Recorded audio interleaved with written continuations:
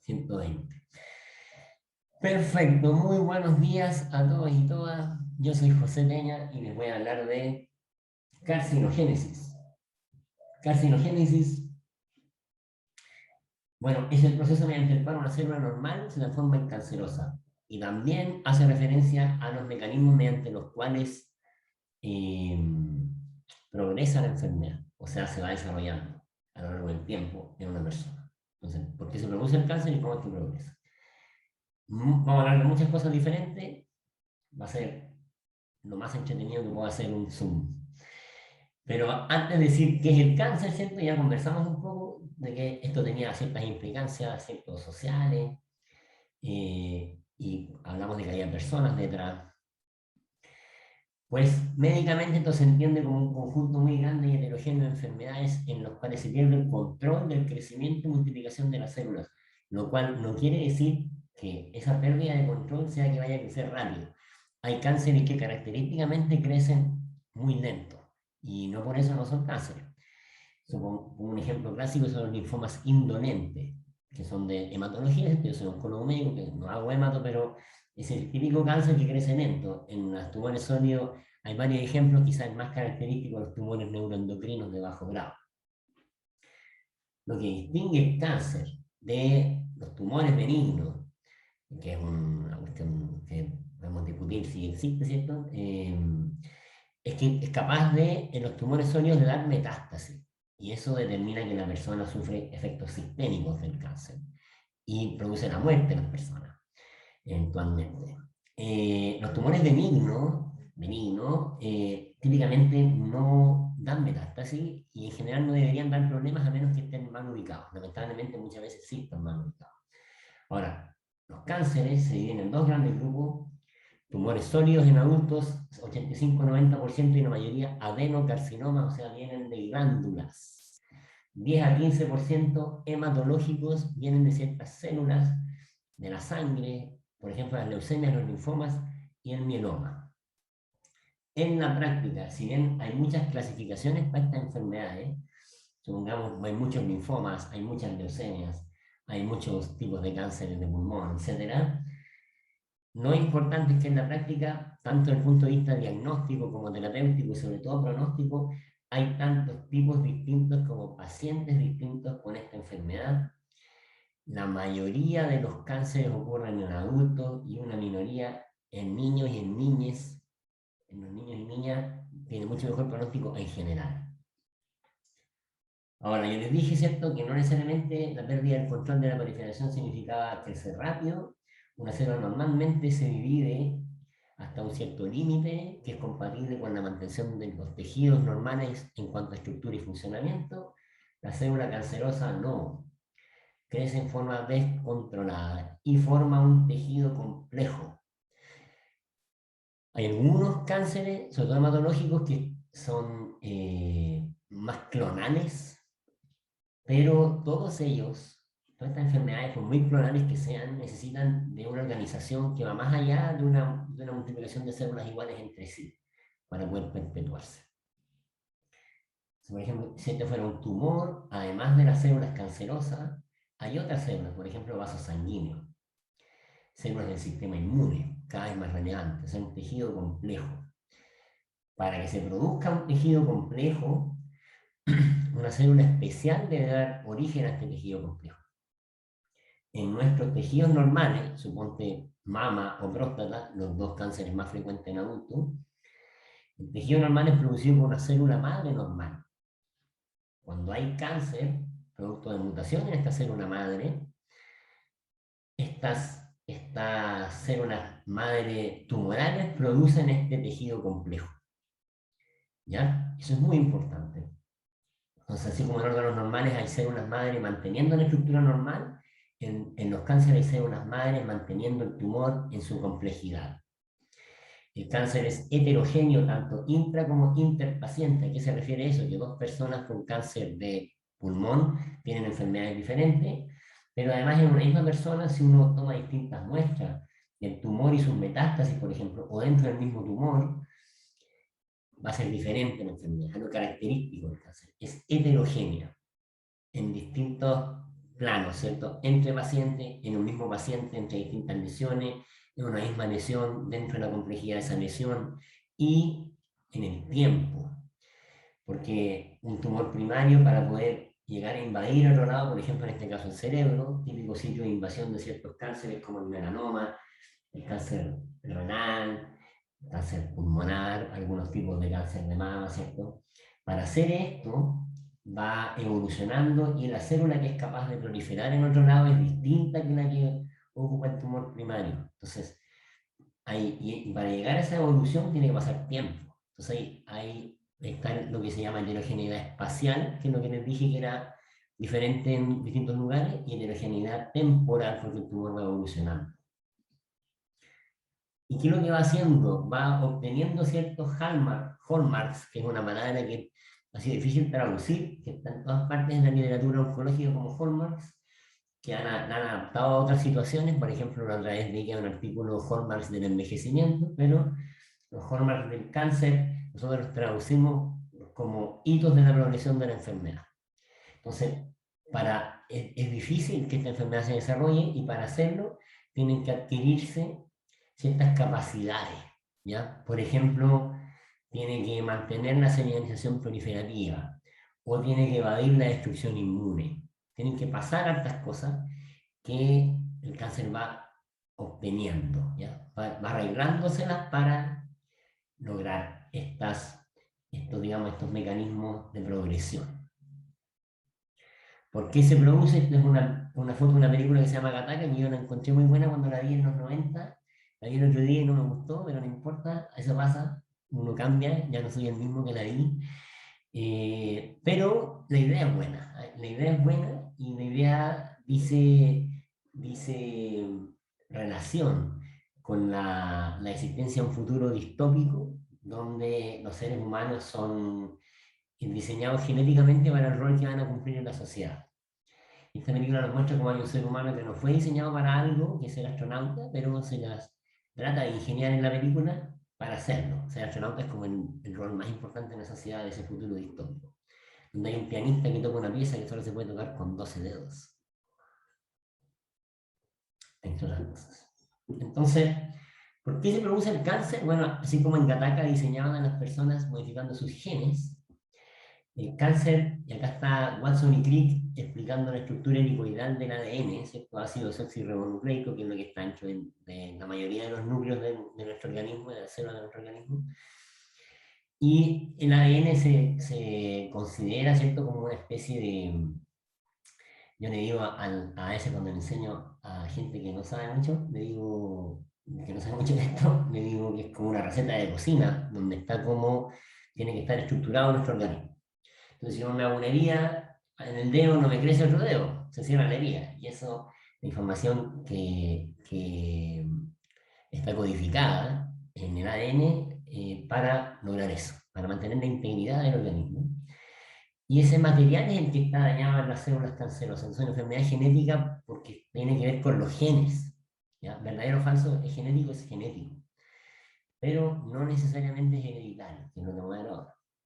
Entonces, hay un daño del ADN, de los genes, que se produce por tres grandes cosas, que se las voy a contar a continuación, para luego determinar cambios en las proteínas, ¿cierto? En ciertos procesos que llevan a que se prendan unos genes, se apaguen otros y se produzcan estos mecanismos que les mostré en esa ruedita compleja, ciertos mecanismos de progresión. Una manera de dañar el ADN es por la acción de carcinógenos, químicos, físicos o biológicos, químicos como los pesticidas que está tirando ahí el amigo, físicos como la radiación ultravioleta y más allá en el espectro electromagnético, ¿cierto? De ultravioleta hacia allá. Entonces, los rayos X de la tomografía son carcinógenos, los rayos UV, ¿verdad?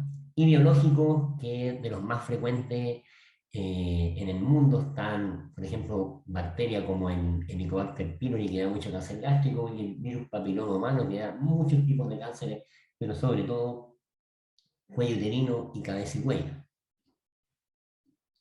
Todos estos carcinógenos se las arreglan para de alguna manera u otra dañar el ADN. Ahora, es importante que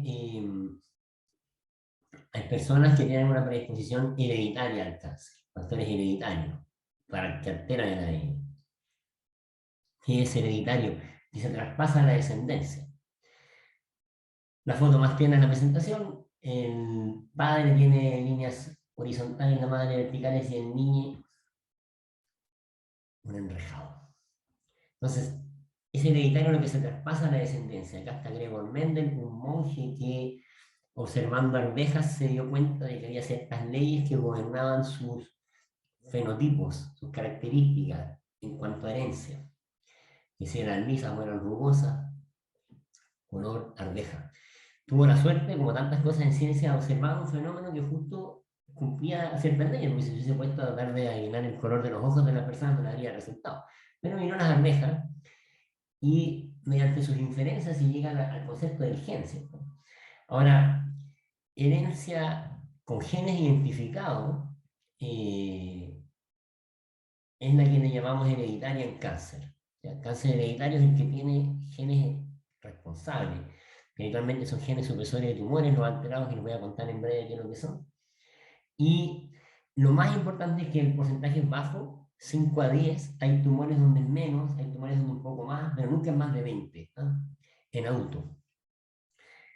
Y para que esto ocurra, para que uno herede una predisposición a cáncer, en los cambios genéticos no tienen que ocurrir en el cáncer de la persona en que se lo hereda a la persona, a su descendencia.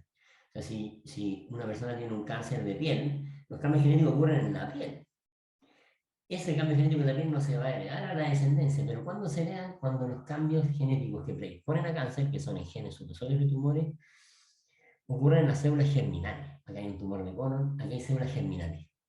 Las células germinales que tienen hartos mecanismos para evitar que esto ocurra. Entonces esto es raro. No ocurre, pero ocurre. ¿Hay cáncer hereditario, sí o no? Sí. ¿Es frecuente? No. No es frecuente con genes conocidos. Entonces, vimos carcinógenos, vimos factores hereditarios, que son más o menos raros, y hay harta gente, de hecho como la mitad de las personas, donde no identificamos ninguno de estos dos. Mitad de las personas con cáncer que no tienen ni carcinógenos conocidos, ni factores hereditarios evidentes, y ahí Bert Feuerstein, que es uno de los grandes biólogos del cáncer del siglo pasado, explica en este video, van a quedar el PPT ahí disponible para que lo vean, la teoría de la mala suerte que yo les voy a resumir ahora, y es que pocos cánceres son hereditarios, un poquito más frecuentes cánceres son ambientales, eso significa la palabra environmental, y la mayoría serían replicativos. Replicativos. ¿Qué se refiere con replicativos? Que las células madre de los tejidos, que yo les conté que existían, los tejidos normales, por azar sufren errores en su replicación que determinan que se transformen en cancerígenas. El azar, eso es teoría de mala suerte. Entonces, esto a muchas personas puede parecer poco alentador, decirlo como hay mala suerte, ¿no? Entonces, evidente que la ciencia, con todo esto después de la ilustración, ¿cierto? Predomina la razón, método científico, ha tenido cosas buenas y malas, sin duda, pero dentro de las malas está que quizás le ha costado alejarse de los mecanismos, del microscopio, ¿verdad? Y de repente falta una visión un poco más sistémica y aparecen versiones como esta, que antes del doctor Ugarte, cuando no había pandemia, había otro doctor que el doctor Soto, que lo llevaban a los matinales y hablaba que había emociones que provocaban cáncer de mama. Honestamente es una pregunta abierta. ¿Cuál será el rol de las emociones? Es muy difícil, y acá no quiero ponerme súper esotérico, ni mucho menos, pero es muy difícil pensar que el cuerpo está separado de la mente. O sea, es un constructo, ¿eso es cierto? Entonces, es muy difícil pensar que lo que ocurre en la mente de una persona, la vivencia de una persona no afecta en su físico, no solo para el cáncer. Yo tengo una enfermedad autoinmune que se llama psoriasis. Y no la tengo en la pura piel. Y es difícil pensar que lo que pasa en mi cabeza no tenga que ver con eso, con lo que pasa en mi piel y lo que pasa en mis articulaciones. Bueno, lo mismo pasa con todas las enfermedades, ¿cierto? Y esto es una pregunta abierta en cáncer. Ahora, hay información para todos lados, pero lo que no está bien definido, sin duda, es que haya ciertas emociones que provoquen cáncer de mama. Eso no está de momento aceptado en nuestra visión actual de la carcinogénesis. Pero sí hay datos de algunas cosas interesantes.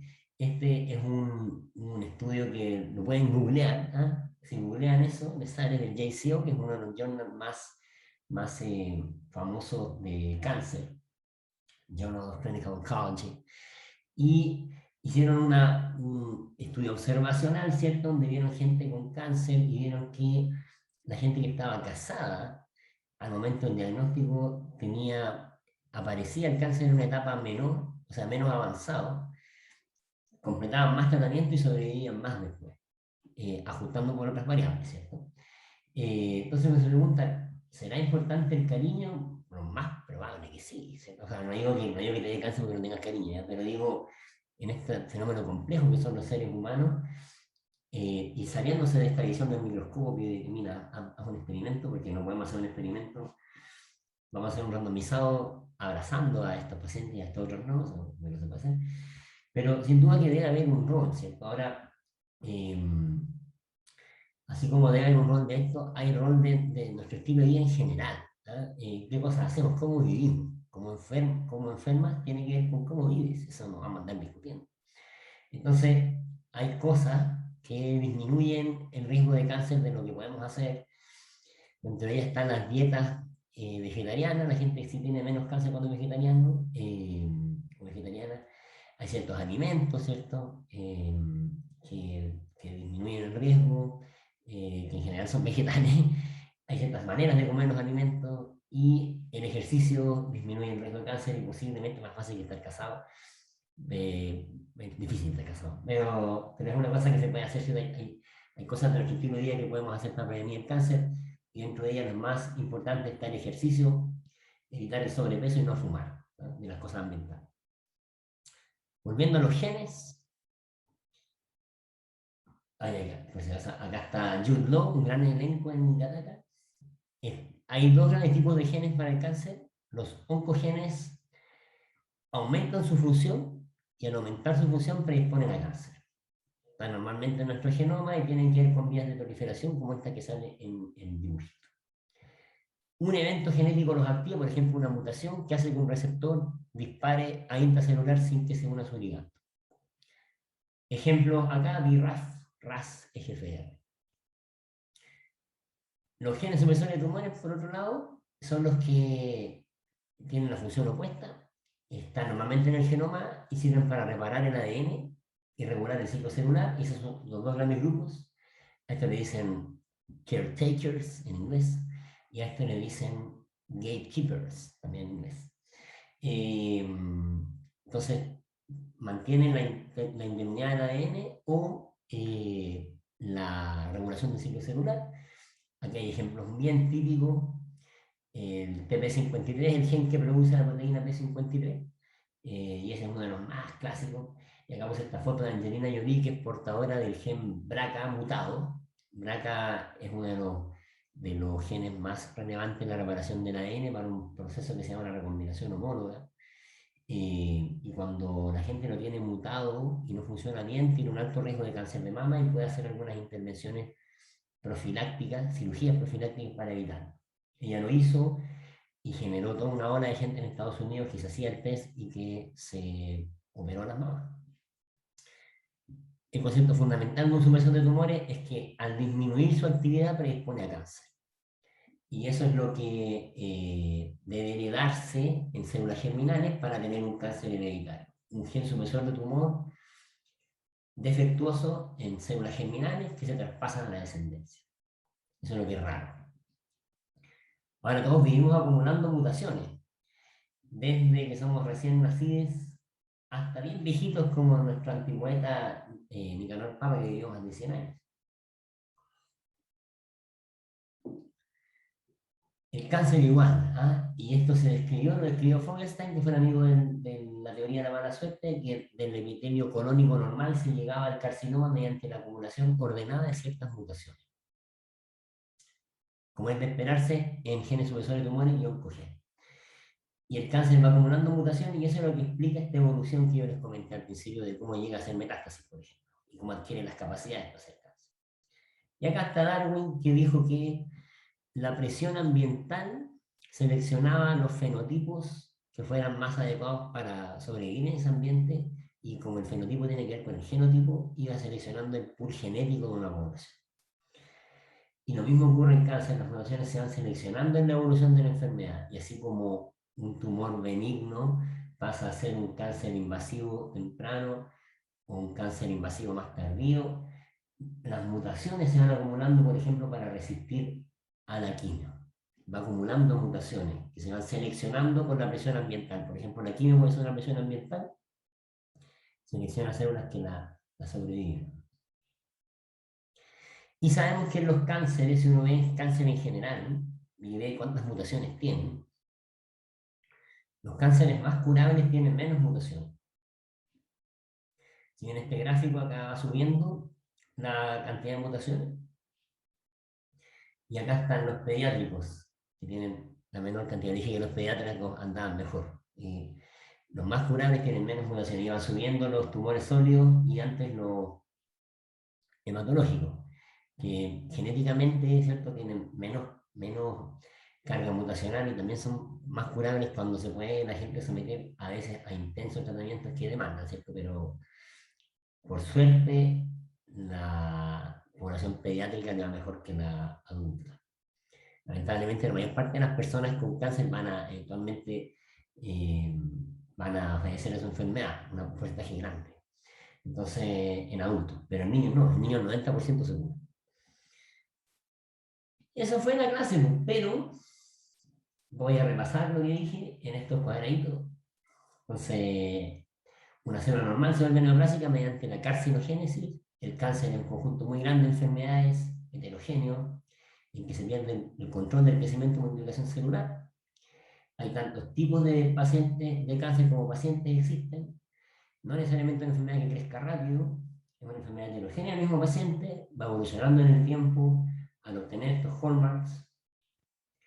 Lo consideramos una enfermedad genética porque tiene que ver con los genes que se dañan por los carcinógenos, dañan el material genético. Hay pocos cánceres hereditarios y para que sean hereditarios tienen que haber cambios en las células germinales. Pueden meterse a ver el video de la teoría de la mala suerte, que podría explicar un porcentaje grande de cánceres. El rol de las emociones no está bien definido, pero seguro que no hay una emoción característica de cáncer de mama. Difícil demostrarla más, pero no es la visión actual. Los oncogenes aumentan su función para dar cáncer, los supresores de tumores la disminuyen. Todos vivimos acumulando mutaciones y el cáncer igual. Las mutaciones se van seleccionando en la evolución de la enfermedad y los tumores más curables tienen menos mutaciones. Ese fue el fin y ahora responderemos preguntas. Dejaré de compartir la pantalla. Ahí. Respondemos preguntas. Preguntas. En el chat la pregunta. Acá dice, me atrasé, alguien pone su asistencia ahí, la asistencia hay que hacerla en el link, no por ahí. Yo voy a mirar una cosa aquí.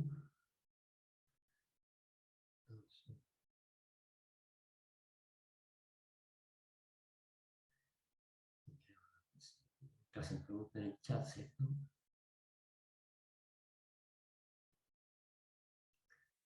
Y doctor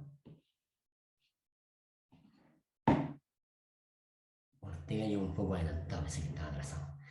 Ya, doctor Ortega llegó un poco adelantado, así que tenemos tiempo para preguntas.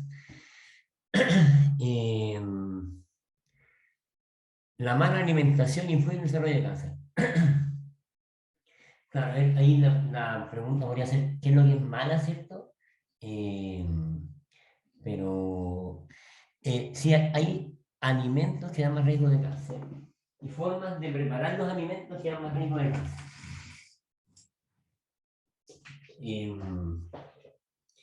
En términos generales, mientras más se ahuman las cosas o mientras más parecido a la parrilla, es un poco más carcinógeno. mientras más vegetariano es menos carcinógeno. Hay ciertos vegetales que disminuyen el cáncer en forma, digamos, no específica, general. Típico, uno le cuenta a la gente las crucíferas, que son estos repollo, coliflor, las bruselas, y eso disminuye el riesgo de cáncer. La alimentación basa semillas.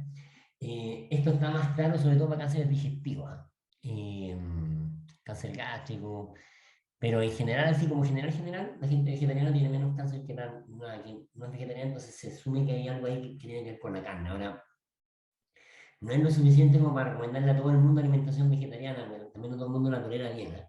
Pero yo en general, y tampoco es un buen momento cuando la gente tiene cáncer decirle, mire, ahora bueno a ser vegetariano, que es difícil, tiempo de cambio, pero es así. ¿Ah? Sí, hay alimentaciones que predisponen, sobre todo a cánceres digestivos. Probablemente dentro de lo más importante están las carnes. Eh, Mediante el chat, qué tipo de agentes químicos tienen evidencia sobre promotores de cáncer? Como carcinógenos químicos, claro, hay harto temas relacionados a pesticidas, ¿cierto? Hay como de los más emblemáticos, el asbesto, es de los químicos más carcinógenos. Esto tiene que ver, ¿cierto? Con ciertos procesos industriales, la gente que trabaja en pizarreño, ¿verdad? Y esto produce cáncer de pulmón y de pleura, el mesotelioma. Ahora, probablemente de los agentes químicos más relevantes, el tabaco. Se tiene que elegir uno de los carcinógenos conocidos más relevantes y que hacen el cáncer más prevenible. Eh, a Miriam le parece muy interesante el factor mala suerte. Claro, el factor mala suerte. Es una teoría que muchos encuentran que no explica mucho, porque al final describe un fenómeno y no lo explica. Describe que hay mutaciones al azar, pero no explica por qué, dice mala suerte. Entonces al final uno dice, si fuera una teoría, como es la teoría de los físicos, ya me estoy cambiando de tema, pero una teoría puede hacer predicciones, explicar fenómenos, prediciendo lo que va a pasar, y que alguien te diga de mala suerte al cáncer, como que no cumple con los factores de una teoría en física, ¿no? Pero, ¿verdad? Hay gente que le gusta el método científico, pero es una manera de describir el fenómeno, ¿cierto? La clave es que estos son errores en la replicación de células madre que tenemos todos los tejidos. Ahora, ahí puede que haya, que la mala suerte finalmente con el tiempo terminemos dando cuenta que tiene que ver con ciertos factores ambientales no conocidos. ¿Y por qué no con ciertos factores psíquicos, emocionales? Pero sería muy raro que con la complejidad de los seres humanos se pueda encontrar como un factor. Que digan, no, mira, lo que pasa es que es el odio, lo que decía el doctor Soto. El odio, no sé qué, no, sería muy raro eso. ¿Hay manera de cuantificar los genes supresores de tumores? Más que cuantificarlo, lo que se puede hacer es ver si uno los tiene íntegros o no. O sea, se pueden buscar mutaciones en estos genes, con exámenes que están cada día más al alcance, pero que no están indicados en todas las personas a nivel poblacional, sino que en gente que tiene indicios de poder tener un cáncer hereditario. Y esas son gente que tiene ciertos cánceres, por ejemplo, mujeres jóvenes con cáncer de mama se les tiende a recomendar que hagan un test genético. Entonces, ciertas características de la persona que tiene cáncer, ciertas características del cáncer, por ejemplo, no sé, el cáncer colorectal, cuando aparece en una persona con muchos pólipos, más de 100 pólipos se supone, se habla de que tiene una poliposis adermatosa familiar, y ahí uno puede hacer un test genético para confirmarlo, en caso de duda, qué sé yo, que esa gente tiene una presentación característica de cáncer hereditario, ¿cierto? O también cuando la historia familiar, no de una persona, sino que de su familia, sugiere un cáncer hereditario. Entonces ahí se hace que se buscan estos genes, se busca la indemnidad de estos genes, pero no se hacen en clínica pruebas funcionales de los genes supresores tumores. O sea, si está mutado el BRCA en ciertas mutaciones que se sabe que disminuye su acción, uno dice, está funcionando bien, pero no le mide la acción del BRCA en clínica.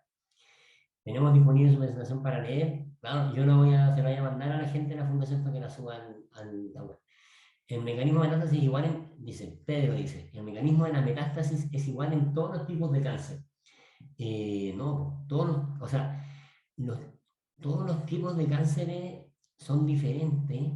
Eh, Hay ciertos sitios primarios de cáncer que tienen más afinidad por ciertos lugares de metástasis. Por ejemplo, el cáncer de próstata tiene mucha afinidad por el hueso. El cáncer de mama, en ciertos tipos de cáncer de mama también. Ahora, incluso analizando esos tipos, supongamos, los cánceres que tienen frecuente diseminación al hueso, uno ve que se diseminan al hueso, sí, pero lo hacen de forma distinta. Por ejemplo, el cáncer de mama y el cáncer de próstata se diseminan al hueso, pero al ver lo que hacen en el hueso lo hacen diferente. Entonces, los cánceres son diferentes, incluso al diseminarse a la misma parte lo hacen de forma distinta, porque vienen de tejidos que son distintos. Entonces, la adaptación de una célula de un tumor primario a un sitio metastásico requiere cambios diferentes. No es lo mismo acostumbrarse a vivir en el cerebro habiendo nacido en el pulmón, que acostumbrarse a vivir en el cerebro habiendo nacido en la mama. ¿Cómo se le comunica coherentemente la mala suerte de un cáncer a un paciente? Mira, más que comunicarle eso, uno le dice que no entendemos, bueno, yo le digo, no sé qué va a dirá la gente, pero lo que yo digo es que no se entiende bien esta enfermedad, por qué se produce esto. No entendemos bien aún, y se está investigando en el fondo. Y a veces los mismos pacientes dicen, claro, no, mala cueva, claro, sí, pero tampoco dicen, mire señora, esta es la teoría de la mala suerte, no, no dices. Eh, Cuando hay antecedentes de primer grado de cáncer, ¿se explica por lo hereditario? Claro, Paulina pregunta eso. Claro, cuando hay de primer grado es como una antena que se tiene que prender para decir, a lo mejor puede ser un cáncer hereditario, pero el cáncer es tan frecuente que hoy en día eso no basta. O sea, uno de cada dos hombres va a tener cáncer, una de cada tres mujeres. Entonces, es tan frecuente, ya como dice, ya, es tan frecuente que esto no da una persona nomás. Y lo que uno ve es como la historia familiar, del conjunto de la familia. Y lo otro que les decía, entonces para sospechar cáncer hereditario está ver la historia familiar, ver ciertas características del cáncer, de la presentación del cáncer, que puede ser por ejemplo esto de la poliposis en un cáncer de colon, o tumores acompañantes, más de un cáncer en una persona, ¿sí? O ciertos factores de la persona, por ejemplo en la edad, si aparece cáncer gástrico en alguien muy joven, me dice, chuta, puede tener un cáncer hereditario. Así lo sospechamos, ¿no? Siempre me preguntan los, Giancarlo, dice, siempre me preguntan los pacientes por qué se produce esta enfermedad. ¿Cómo le explico? Siento como, claro, exacto, lo que le decía, no se entiende bien. Se entiende bien más o menos en la mitad de los casos. Y eso es lo que la OMS dice que son los casos que se puede prevenir el cáncer, porque se conoce ya sea desde lo hereditario o desde lo ambiental por qué se produce. Más o menos la mitad de los casos, no. Y eso, más que decirle que es por mala suerte, es decirle que no se entiende bien por qué se produce esta enfermedad. Acá Rodrigo dice, tiempo de dormir, ¿afecta la calidad de sueño? O la calidad de sueño afecta el desarrollo de cáncer. Preguntaza. ¿Qué piensa el doctor Ortega que viene llegando? ¿Está ahí Francisco Ortega? ¿No? Francisco Ortega, ¿estás ahí? Que no está ahí. Hola, ¿qué piensa? ¿Piensa que sí? Que sí. Claro, mira, honestamente, es, como yo les decía, la gente enferma como vive un poco, no un poco, sino que enferma como vive, así como la salud está dentro nuestro, generándonos salud, también la enfermedad la vamos desarrollando nosotros mismos. Entonces, evidente que algo tan importante como el dormir, que tiene una función tan fundamental, o sea, no hay seres vivos que no duerman, ¿ah? Incluso las bacterias. ¿Cómo estoy con esa, Francisco Ortega? He estado leyendo muchas lecciones últimamente.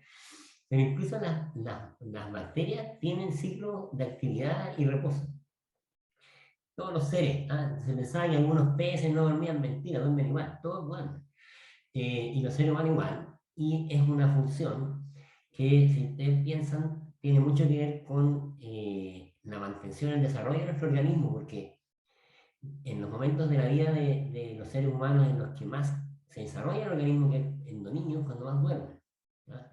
Los niños duermen mucho y crecen mucho. Hay una relación evidente entre el desarrollo saludable del cuerpo y el dormir. Ahora, no está bien documentado eso, pero sí se sabe que, por ejemplo, el dormir poco aumenta el estrés y el estrés aumenta el desarrollo de cáncer. Eso sí. la gente que está estresada desarrolla más enfermedades cardiovasculares, autoinmunes y cáncer. Y también el dormir poco se relaciona con patologías de salud mental, como por ejemplo la depresión.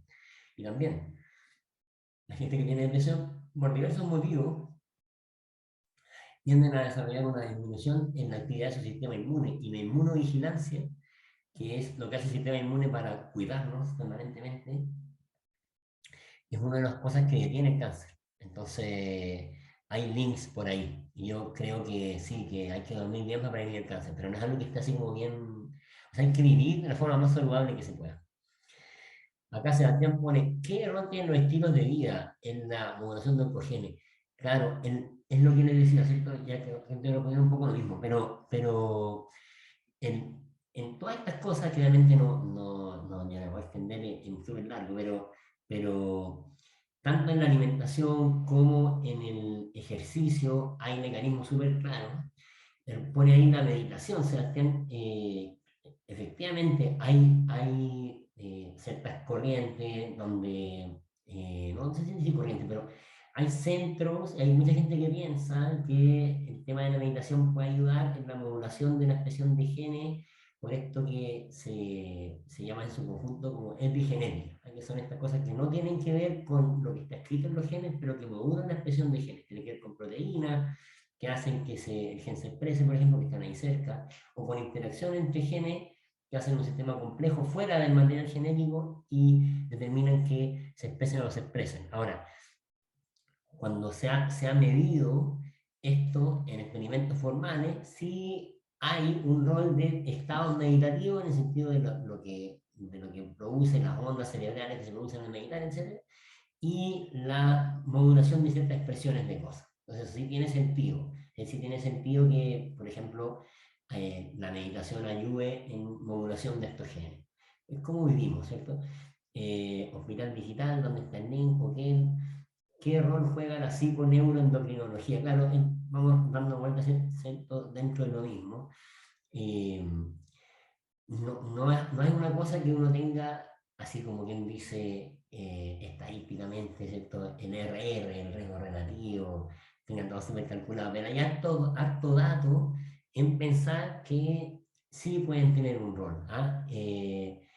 Tanto estas cosas como preguntaba Sebastián de la meditación, o el tema del estrés, y obviamente esto que también les hablé un poco que tiene que ver con el soporte, ¿cierto? La red, y es bien interesante el dato de que la gente que estaba casada se presentaba el cáncer menos avanzado. Eso también habla de la fortaleza, a lo mejor, del sistema inmune de esas personas. O sea, de todas maneras es importante.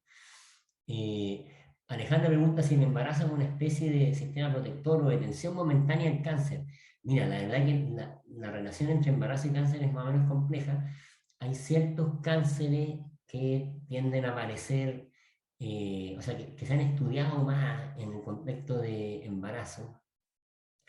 Y ahí, la verdad, el pronóstico de eso, o sea, ¿cómo lo resumo? Respondiendo en corto, no es que sea un sistema protector ni de detención del cáncer, pero el embarazo impone una complejidad relevante en esto y tiene un rol pronóstico medio discutible, pero seguro que no es un sistema protector el embarazo en sí. Ahora, para ciertos cánceres, por ejemplo, cáncer de mama, como el embarazo determina un cambio hormonal que puede, o sea, el embarazo determina cambios hormonales que pueden ser protectores a largo plazo. O sea, la gente que tuvo hijos, hijas, tiene menos riesgo de cáncer de mama que la que no tuvo, también la que hizo lactancia que la que no, pero en el momento mismo del embarazo no es protector, y de hecho es bastante complejo la situación embarazo y cáncer. Pero lo que sí es protector es el tema de o sea, la transmisión del cáncer de la madre a su feto es rarísima. Ocurren solo en contadas excepciones muy, muy raras. Ahí hay una barrera en el fondo, a las metástasis. Es complejo, es decir, que, claro, es algo cultural, me dicen, muchas personas no se casan por elección, claro. Beatriz, bueno, no quiero que lo vean tal cual como matrimonio, digo que en el fondo hay una asociación ahí entre la red de apoyo, a lo mejor la compañía, y algo parece, no es que sea una presentación para promover el matrimonio, pero en el fondo lo que les quería mostrar con eso es que probablemente hay factores que tienen que ver con esto de la manera de relacionarse las personas, y en ese caso sí pasó eso, o sea, en ese estudio que era mucha gente, la gente casada sí tenía mejor resultado. Eh, que el alto, claro, dice, alguien pregunta como tipos de carne, claro, en general, sí es verdad que la carne produce más cáncer, ahora también todos estos aditivos y estas cosas procesadas, sí, sí, efectivamente hay datos para pensar que hay que alimentarse de la manera más natural posible, eso sí. Ahora, también está el tema de que es caro, escaso, pero sí, pues los datos de alimentación, ojalá hay que evitar dentro de lo que se puede los procesados, esos embutidos, también todos sabemos que no hacen bien, pero no hacen bien para otras cosas. Eh, Preguntan como factor de riesgo el consumo de carne blanca con roja, claro, probablemente tiene más datos, o sea, no probablemente, tiene más datos que la carne roja que otra, pero también es más saludable ser vegetariano que no comer nada, probablemente hay un degradé ahí que también tiene que ver con la manera como se procesa. ¿Qué tan relevantes son los exámenes de radiación? Buena cantidad de preguntas. Bueno, yo voy a detenerme en un rato, pero voy a seguir respondiendo hasta que se me acabe el tiempo. Esto es como los debates. ¿Sí? ¿Qué tan relevantes son los exámenes de radiación? Claro, o sea, los exámenes de radiación, ¿cierto? La radiación electromagnética tiene un espectro gigante después de lo que es del espectro visible, ¿cierto? Después de las longitudes de onda del espectro visible, aumentando la frecuencia y disminuyendo la longitud de esas ondas, están los ultravioletas. Hay el espectro visible acá en violeta, y de ahí lo que es más, la mayor frecuencia es ultravioleta, y todo lo que es de ultravioleta hacia allá en el espectro electromagnético, para los que no se acuerdan del colegio, ¿cierto? Ahí están los rayos X y otras radiaciones, y esas son ionizantes, ¿no? Y eso pueden dañar el ADN directamente.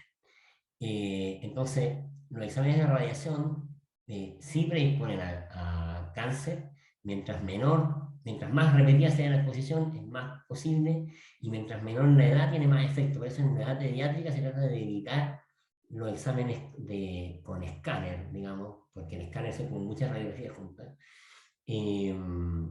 Ya que hablaban del embarazo, en el embarazo tampoco se usan en general la radiación con escáner, se prefieren otros métodos de imágenes, de ecografía, por ejemplo.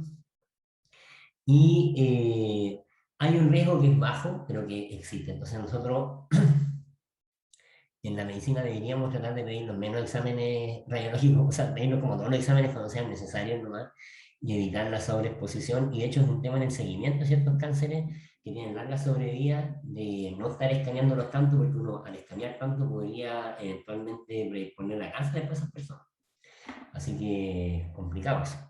Angelina Jolie. Claro, Angelina Jolie se encontró el cáncer, o sea, el gen de BRCA, y se sometió a cirugías profilácticas, pero la pregunta es en qué caso se recomienda. Y claro, se recomienda lo que les decía, no en forma preventiva, no buscarse por si acaso, sino que en una de tres situaciones, en un cáncer de presentación que sugiera eso, ante historia familiar de cáncer, no de una persona y no de un grado, no de una persona más, porque como te dije, es muy frecuente, uno de cada dos hombres, una de cada tres mujeres van a tener, o ante ciertas características de la persona que tiene cáncer, por ejemplo, una edad muy temprana va a tener ciertos cánceres. Eso sí que no se recomienda de forma preventiva. La mala suerte y comparar pensamiento complejo ayuda a entender, claro, no comprendemos el pensamiento positivo sin caer en lo mismo, mira, dice Beatriz, claro, sí. Entonces, el pensamiento complejo actual no tiene mucha más respuesta que decir mala suerte, eso lo dice este biólogo, y efectivamente el pensamiento complejo puede incorporar más cosas sin caer en holismos, no sé, sin caer o sin, no tengo una valoración necesariamente tan negativa de pensar las cosas un poco distintas. Pero de acuerdo, la idea es pensar en algo, salir de la caja, ¿cierto? Salir un poco de la caja. Mario Elena me dice si pudiera elegir entre dieta o actividad física o dejar malos hábitos, ¿cuál elegiría? Bueno, es difícil, pero yo creo que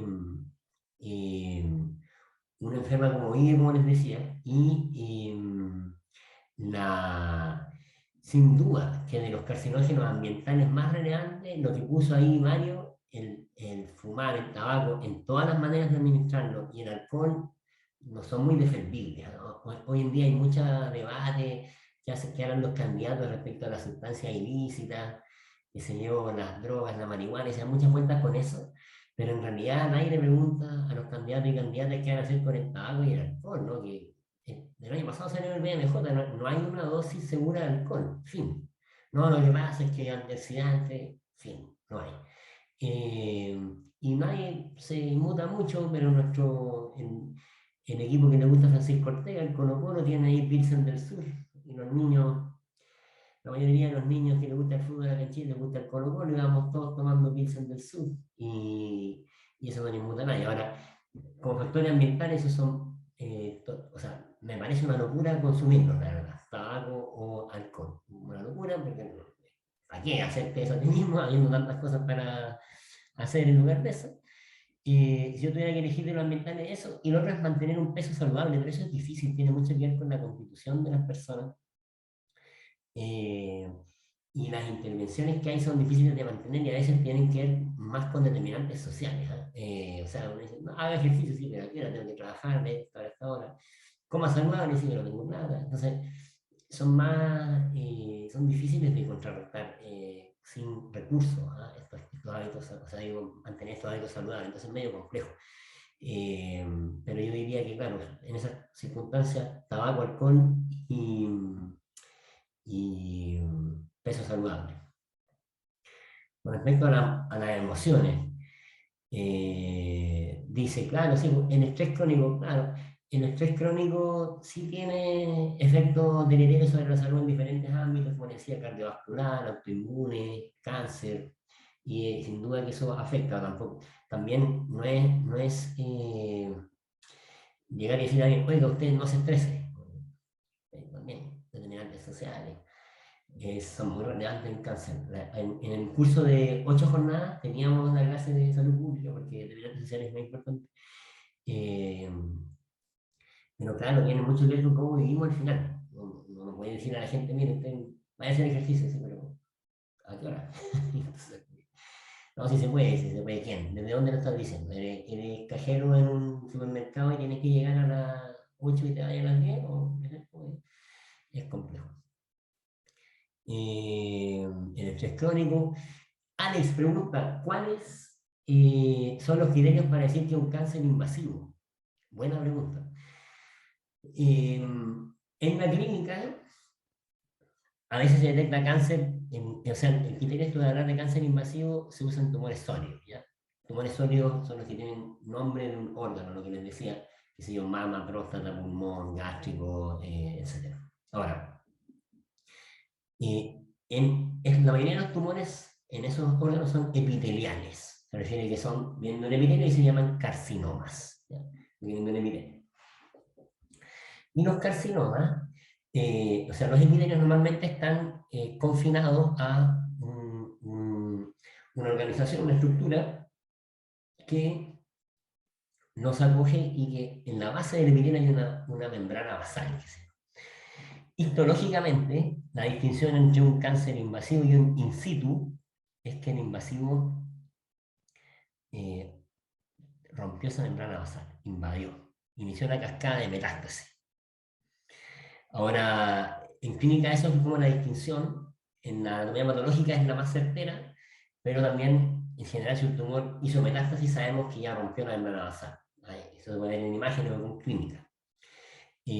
Ahora, teóricamente, lo que distingue hay como un espectro, ¿cierto?, entre el cáncer invasivo, el cáncer in situ que está restringido a la membrana y el tejido normal, y también hay algunos tumores que si bien pueden invadir, obviamente no son epiteliales, pero pueden invadir alrededor sin dar metástasis. Esos son los que dicen tumores benignos, que digo muy entre comillas, porque si tienes un tumor benigno de la piel acá y hay que sacarte el ojo, eso no es benigno. ¿Ah? Pero sí, como no dan metástasis, le dicen benigno. Camila, ya me quedan 3 minutos. Camila, ¿una persona de piel blanca tiene más riesgo de contraer cáncer de piel? Voy a responder en corto, sí. Mientras hay fototipos de piel, ¿cierto? Y mientras más blanco, más riesgo de cáncer de piel. ¿Qué hay de la vitamina D deficiente? Muy buena pregunta. Claro, el déficit de vitamina D, que tiene que ver con la exposición al sol, entre otros factores, se ha relacionado con múltiples enfermedades, entre las cuales está el cáncer. Eso es real. ¿Ah? Y esto tiene que ver con algo de regulación del sistema inmune igual. Hoy en día, como muchas de las cosas que saben de cáncer terminan en el tema inmune. Pero sí, la deficiencia de vitamina D predispone a cáncer. Eh, ¿Qué opinión tiene de la inmuno versus la quimio? Esa pregunta es para la clase de terapia sistémica. ¿Cómo debo estudiar a un paciente asintomático que quiere saber si tiene cáncer? Eso es para la clase siguiente del doctor Ortega, diagnóstico y tratamiento del cáncer, introducción. Francisco, acuérdate de esa pregunta. ¿Cómo hay estudiar a una persona asintomática que cree que tiene cáncer? Evolutivamente, ¿hacia dónde se dirige el cáncer? ¿Hay mutaciones protectoras que también podrían heredarse? Mira, más que mutaciones protectoras que puedan heredarse y evolutivamente hacia dónde se dirige el cáncer, bueno, si uno lo mira como a nivel poblacional, por el envejecimiento de la población, y posiblemente también con los cambios en el estilo de vida que hemos experimentado en las últimas décadas, esto se va a hacer cada vez más frecuente. O sea, una respuesta que si próximamente va a haber menos cáncer que ahora, no, probablemente va a haber más cáncer que ahora. Ahora, de hecho, en Chile ya se estima que para el 2023 va a salir primero cáncer arriba de enfermedades cardiovasculares como causa de muerte. Y no, más que mutaciones protectoras, lo que se hereda y que protege desde el punto de vista genético, ¿ah? Porque al menos uno puede pensar que hay otras cosas que se heredan que protegen. Por ejemplo, la adaptación al estrés. Pero del punto de vista, ya que hablamos del estrés, ahora del punto de vista de los genes, lo que se heredan son genes supresores de tumores que funcionen bien. Eh, Estrés, diferentes tipos de cáncer, sí, estrés da cáncer.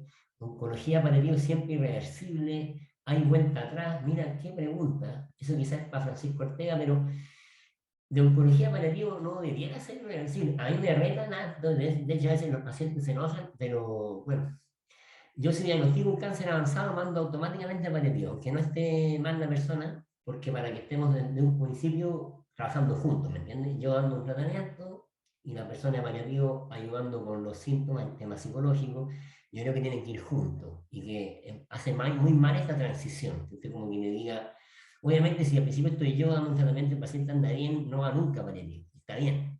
Y va y los conoce y después vuelve a los 6 meses y está bien, pero que los conozca. Y después al revés, pues si el paciente después ya no tiene nada que hacer desde el punto de vista de tratamiento sistémico, que es lo que hago yo, que siga en paliativo y yo lo veré mucho más alejado y a lo mejor verá un radioterapeuta con una radiopaliativa, qué sé yo, estoy hablando cuando ya no quedan alternativas sistémicas. Pero creo que hace muy mal esa transición. Y pregunta Sandra si hay vuelta atrás, sí, pues si hay vuelta atrás, hay gente que se cura de cáncer avanzado, sí, pues. Incluso cáncer avanzado muy malo, sí, pues. Lamentablemente no tenemos bien cómo saber quiénes van a hacer eso, pero todos los que hacemos oncología tenemos de esos ejemplos. Yo tengo varios, de hecho, con cánceres que en el papel no hay cómo, pero sí, están ahí y es parte de lo poco que se comprende esta enfermedad igual.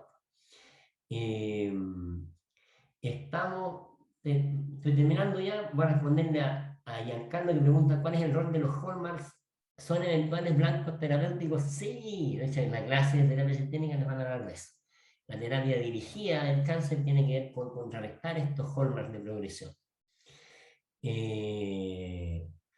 Claro, Giselle dice, se entiende que una persona que está bajo ánimo, el sistema inmune y se deprime por lo que está expuesto a contraer cualquier tipo de enfermedad, no solo cáncer. Claro, por eso les decía, en estrés crónico, la depresión se asocian a diversas enfermedades, sobre todo cardiovasculares, autoinmunes, salud mental y cáncer. Muchas gracias. ¿Cómo fue la lesión maligna pasa a ser, cómo es que una lesión premaligna pasa a ser maligna? En general es va progresando el cáncer porque va adquiriendo estos hallmarks, va sufriendo cambios genéticos que le hacen progresar. Ya, estamos. Estamos. ¿Cuánto me quedan? Ya, ahí. Hablan. Ya, último. Dice, rol del médico familiar en oncología y cuidados paliativos. Muy relevante, o sea, ¿qué creo yo? Yo creo que lo que le decía al principio de la presentación, no sé si la vieron o no, si se motivaron o no se motivaron, ojalá que se hayan motivado, pero el rol ahora es mucho menos de lo que debería ser, porque la oncología está funcionando mejor, hay cada vez más sobrevivientes, que es un nombre que no es tan bueno, que tiene que ver con la analogía bélica, pero que igual se entiende, ¿cierto? O sea, la gente que tuvo un cáncer y que lo pudo tener la enfermedad poco suficiente para no volver a encontrársela. Y ahí es súper relevante la rehabilitación y además esto del cuidado interdisciplinario es mucho mejor cuando se acerca a la casa de la persona. Y en los hospitales terciarios, eso tampoco lo hacemos bien. O sea, yo veo un paciente que le di quimioterapia en 2017 y yo lo que hago, ahora en 2021 le veo el escáner y digo, está bueno el escáner, está bien, que le vaya muy bien, cuídese, pero no lo hacemos bien porque no estamos preparados para ver cómo está durmiendo, el tema de la alimentación, el ánimo, la reinserción laboral, las secuelas, suponte, muchas quimios dan neuropatía, nosotros no sabemos manejar bien la neuropatía, o no tenemos tiempo, porque en un nivel terciario de atención, en los hospitales grandes, la gente está en muy fase aguda de su tratamiento, y para sacarnos de eso es muy relevante el rol de médico familiar, y lo mismo prevención de cáncer, de hecho la doctora que nos va a hacer la clase, la Javiera Martínez, es médico familiar.